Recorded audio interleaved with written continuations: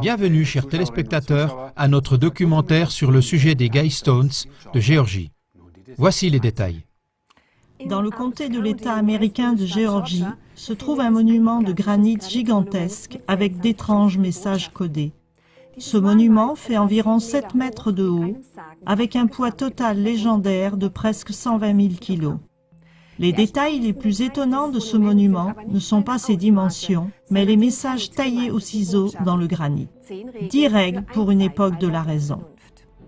Ces directives parlent d'un nouvel ordre mondial qui inclut entre autres une énorme réduction de la population mondiale, un seul gouvernement mondial et la justification d'une nouvelle forme de spiritualité. Les auteurs de ces règles ont gardé un strict anonymat et jusqu'à maintenant, le public ne sait pas qui a construit ces pierres. Cependant, ce mystérieux groupe a laissé un texte, à peine discuté jusqu'à présent, expliquant les raisons qui se cachent derrière les nouvelles règles. Avec cette nouvelle information, l'objectif derrière les Guidestones est devenu très clair, laissant peu de place aux hypothèses. Les Guidestones décrivent un monde futur tel qu'il est envisagé par les sociétés secrètes occultes. Le monument est donc la preuve d'un lien existant entre les sociétés secrètes qui font débat, l'élite mondiale autoproclamée et la pression pour un nouvel ordre mondial. Alors que les auteurs de ce monument de 120 tonnes sont toujours inconnus, c'est à vrai dire impensable quand on pense aux règlements stricts de construction qui sont en vigueur un peu partout. Ceux qui ont le privilège de se compter parmi les initiés connaissent d'autant plus les arrière-plans et ils préfèrent rester dans l'ombre de l'anonymat. Cette émission est consacrée particulièrement à ces 5 commandements qui représentent le piège et le principal point mortel. Les Guidestones, qui se trouvent dans l'État américain de Géorgie, sont un monument mystérieux en granit sur lequel sont gravés 10 nouveaux commandements. Le premier commandement exige de maintenir la population mondiale à 500 millions d'individus. Cette exigence s'associe à la publication d'un nouvel ordre mondial tout-puissant et on en vient à la conclusion que les Guidestones sont l'œuvre d'une société secrète occulte. Voici 5 des 10 commandements. Maintenir l'humanité en dessous de 500 millions d'individus en perpétuel équilibre avec la nature. Guider la reproduction intelligemment en améliorant la forme physique et la diversité. Unir l'humanité avec une nouvelle langue mondiale. Laissez toutes les nations régler leurs problèmes internes elles-mêmes. Par contre, les problèmes externes doivent aller devant un tribunal mondial. Ne soyez pas un cancer sur la Terre, laissez place à la nature. Comme vous pouvez le voir, les lignes directrices appellent à une réduction drastique de la population mondiale, à l'adoption d'une nouvelle langue mondiale, à la création d'un tribunal international et font de vagues allusions à l'eugénisme. En d'autres termes, un plan pour un nouvel ordre mondial. La dépopulation, la planification familiale et l'eugénisme. Le premier commandement est particulièrement choquant car il stipule essentiellement que 13 personnes sur 14 sur cette terre ne devraient pas exister.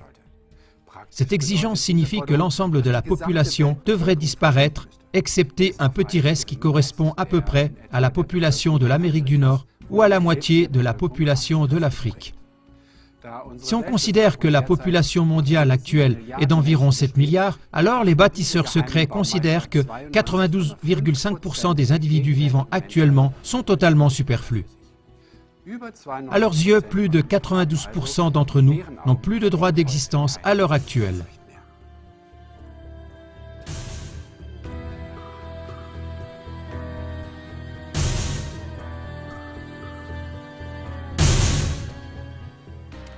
Si on pense au film 2012, très peu de personnes ont survécu. Curieusement, seulement les hommes les plus riches de la Terre. S'agit-il ici d'un programme d'avenir? Le dernier commandement des Guidestones, ne soyez pas un cancer sur la Terre, laissez place à la nature, est particulièrement inquiétant. Car il compare la vie humaine à un cancer nuisible qui a envahi la Terre. Avec cet état d'esprit, il est facile de présenter l'extinction de la quasi-totalité de la population mondiale pour des motifs raisonnables. Et on se rend compte que ce manifeste incroyable est publié en Géorgie dans pas moins de 8 langues. Le monument, constitué de granit bleu, les Georgia Guidestones, sont censés communiquer des connaissances à plusieurs niveaux, philosophiques, politiques, astronomiques, etc. Elles se composent de 4 grands blocs de pierre qui contiennent 10 principes de vie en 8 langues. Anglais, espagnol, swahili, hindi, hébreu, arabe, chinois et russe. Un court message est inscrit au sommet de la structure en 4 langues anciennes: babylonien, grec classique, sanskrit et hiéroglyphe égyptien. Il est à noter que ces 4 dernières langues anciennes sont d'une grande importance dans les enseignements des écoles à mystère occulte, comme les francs-maçons et les Rose-Croix. Le dépeuplement massif est le but gravé en 8 langues et en même temps le but le plus élevé de l'élite mondiale autoproclamée. Et en effet, de nombreuses personnalités soi-disant importantes l'ont ouvertement appelé de leur vœu. Voici quelques exemples pratiques. En 1988, le prince Philippe de Grande-Bretagne a exprimé le souhait que s'il devait se réincarner, il puisse être un virus mortel qui permettrait de réduire la population mondiale.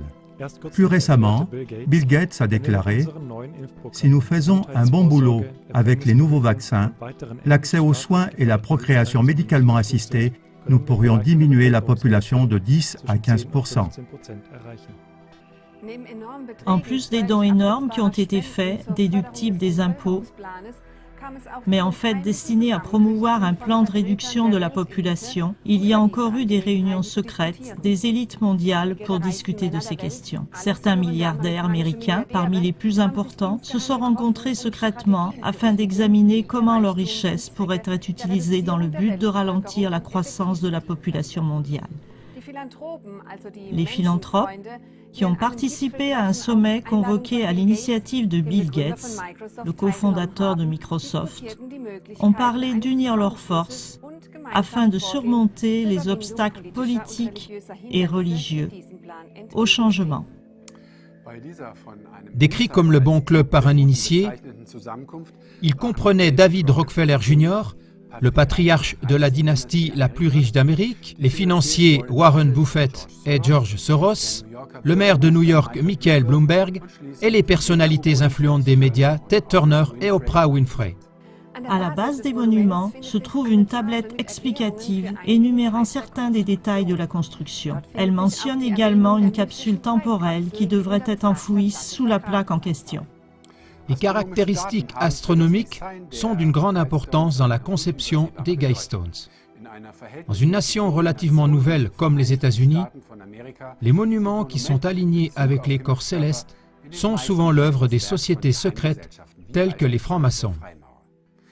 2 choses connues leur sont attribuées.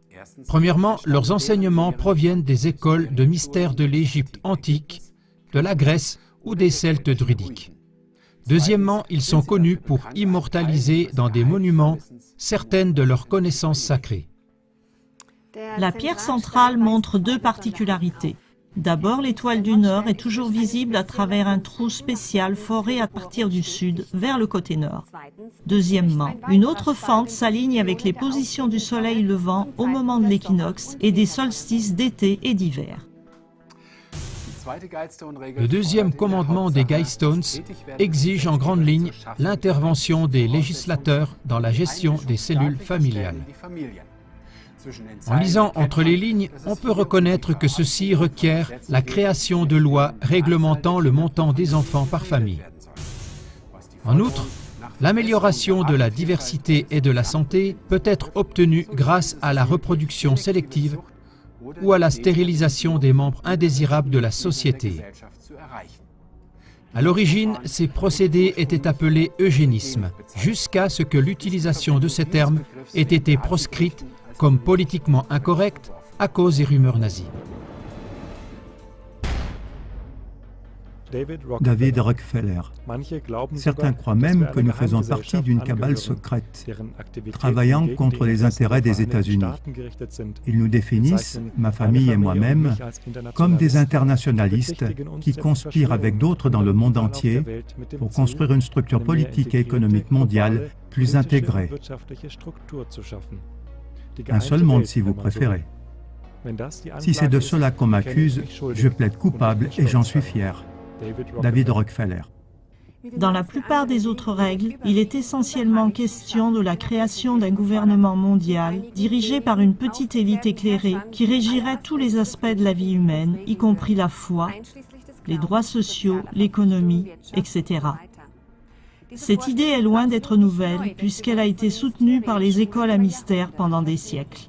Manly P. Hall a écrit en 1917 : « Lorsque la foule règne, l'homme est gouverné par l'ignorance. Quand l'Église règne, il est gouverné par la superstition. Et lorsque l'État règne, il est gouverné par la peur. Avant que les hommes puissent vivre ensemble, dans l'harmonie et la compréhension, l'ignorance doit être transmuée en sagesse, la superstition en foi éclairée et la crainte en amour. » Dans The Secret Destiny of America, Hall commente le vieux rêve d'un gouvernement mondial tel qu'il est rêvé par une société secrète. La démocratie mondiale a été le rêve secret des grands philosophes classiques. Afin de réaliser cette grande aspiration humaine, ils ont présenté des programmes d'éducation, de religion et de conduite sociale afin d'atteindre le but ultime d'une fraternité véritable et universelle. Et pour réaliser leurs objectifs plus efficacement, ces anciens savants se sont liés de façon mystique au sein d'une grande confrérie secrète et universelle. La notion de secret d'État est née en Égypte, en Grèce, en Inde et en Chine. Ceci a amené les prêtres philosophes initiés à former des ordres qui constituent des corps souverains pour instruire, conseiller et orienter les dirigeants des États. Renseignements directs fournis par les auteurs anonymes. Depuis que le monument a été érigé, le 22 mars 1980, de nombreux auteurs et chercheurs ont tenté d'interpréter le sens des idées rationnelles qui se cachent derrière ces 10 commandements. S'agit-il effectivement du schéma directeur pour un nouvel ordre mondial? S'agit-il seulement de règles à appliquer seulement en cas de catastrophe majeure? Le meilleur moyen pour obtenir une réponse précise à toutes ces questions, c'est encore de demander aux auteurs eux-mêmes. Toutefois, étant donné qu'ils ont choisi de rester anonymes, il n'est pas possible de le faire.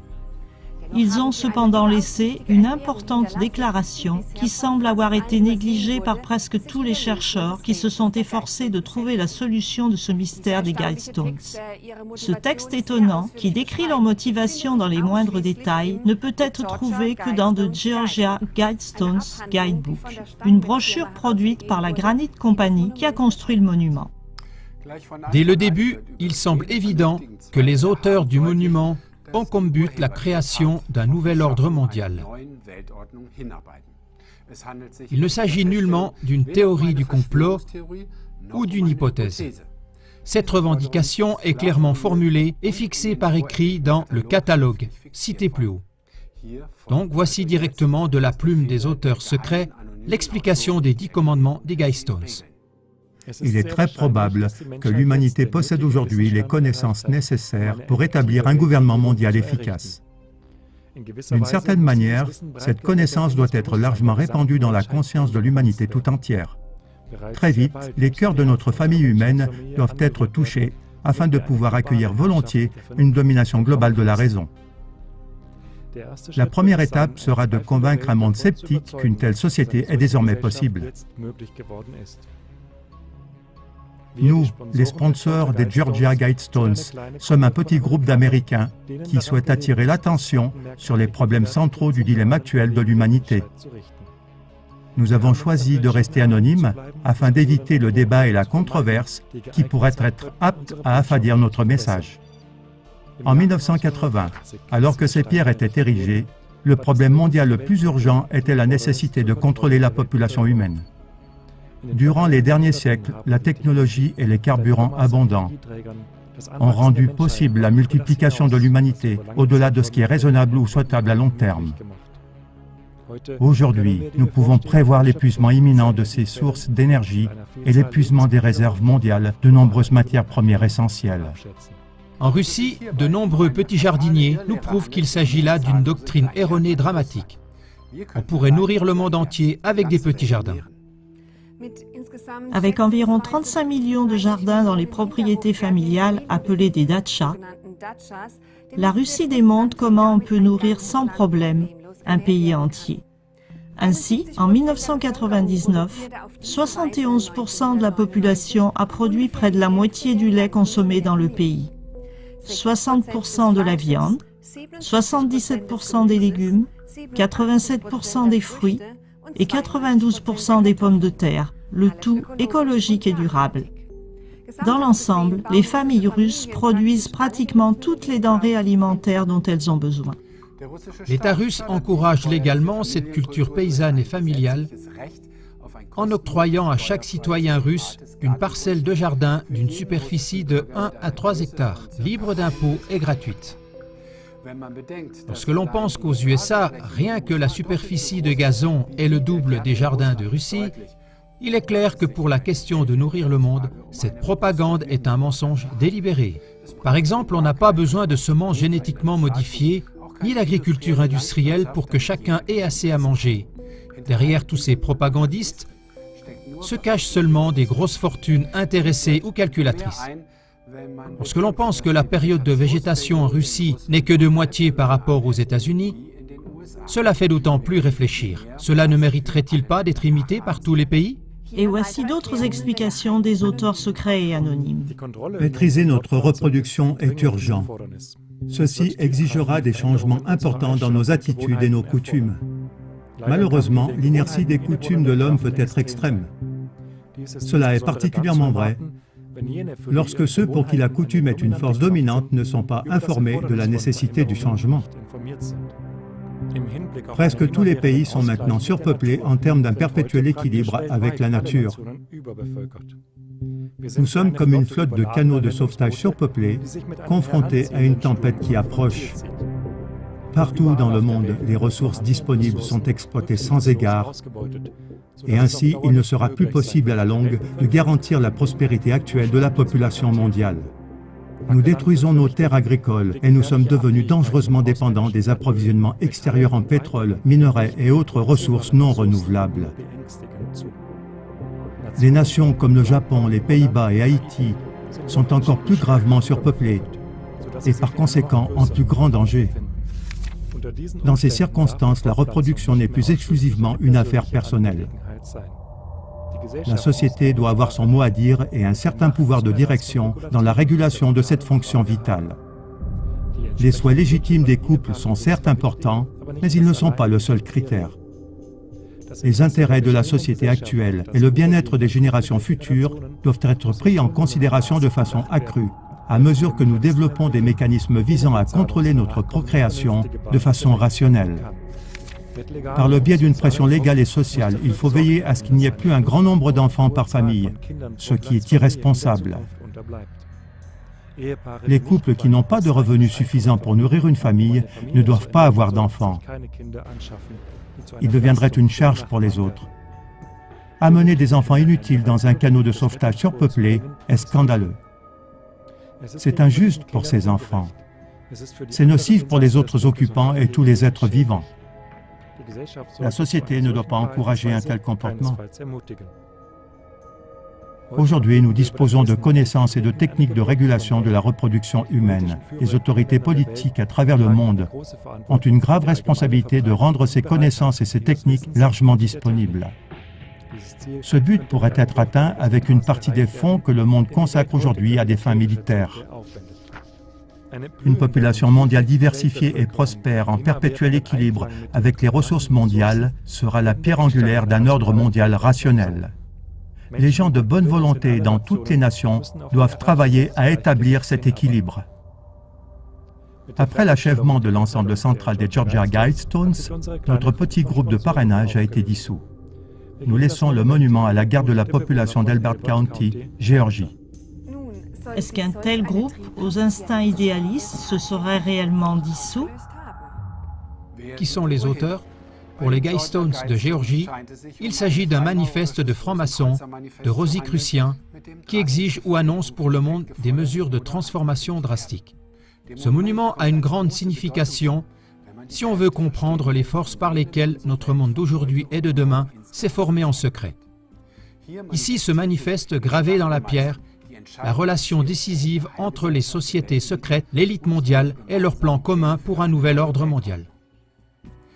Cette insistance pour un nouvel ordre mondial, l'exigence de contrôler les naissances et les questions concernant l'écologie sont des sujets qui, en raison des événements et des développements actuels, sont discutés pratiquement tous les jours. Quand les Guy Stones de Géorgie ont été édifiés en 1980, ces sujets-là ne faisaient pas encore partie des nouvelles du jour. On peut alors constater qu'à cet égard, de grands progrès ont été réalisés. Beaucoup de règles gravées sur les Guy Stones concernant la conservation du fonctionnement de la Terre sont à long terme absolument raisonnables. Il y a tout un monde de différences entre les paroles idéalistes des auteurs des Guy Stones et la manière dont ces règles sont appliquées sur les masses par des politiciens avides de pouvoir et de richesse. En lisant entre les lignes, on voit que la mise en pratique exige des masses la perte de nombreuses libertés personnelles et une soumission à un contrôle gouvernemental dictatorial dans de nombreux domaines de la vie, sans parler de l'élimination de 92,5% de la population. Cependant, on peut être certain que cette élite autoproclamée ne fait certainement pas partie de ce pourcentage à éliminer. Pour qu'une telle exigence sur un monument de 120 000 kilos ait pu rester anonyme et échapper aux autorités et au gouvernement, cela prouve que les plus hautes sphères du gouvernement sont activement impliquées. Aussi se pose la question de savoir si le concept d'une démocratie par et pour le peuple n'est qu'une illusion, une solution passagère jusqu'à ce que soit établi le nouvel ordre mondial. Pourquoi dans cette affaire ne va-t-on pas de façon démocratique vers les peuples du monde ? Il est à supposer que pour l'élite, il est plus simple de s'assurer le consentement des peuples par des mesures de manipulation moyennant le contrôle des médias de masse. Et dans ce cas, une fois de plus, l'exception confirme la règle. Chers téléspectateurs, si les peuples ne se lèvent pas maintenant, alors cette réduction massive de la population mondiale va être réalisée. Ne restez pas passifs, distribuez ce film autour de vous. Au revoir. Klagmoar TV. Ce ne sont pas des citoyens transparents dont nous avons besoin, mais des médias, des politiques et des barons financiers transparents.